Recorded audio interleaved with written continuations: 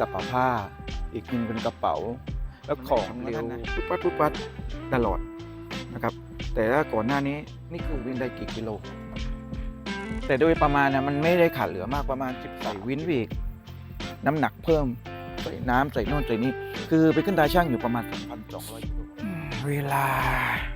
5 โมงจะครึ่งใช้ได้หรือใช้ไม่ได้หรือเพราะว่ามันไม่มีคนดูแลมีถังน้ำอยู่พอมีน้ำให้ใช้อยู่นะแล้วก็จะได้ทำลำโพงเอาจริงๆก็ตัวความสวยกว่านิดนึงมุมของพระอาทิตย์ตกก็เปิดตามสปอตไลท์ดวงนี้1 หลอด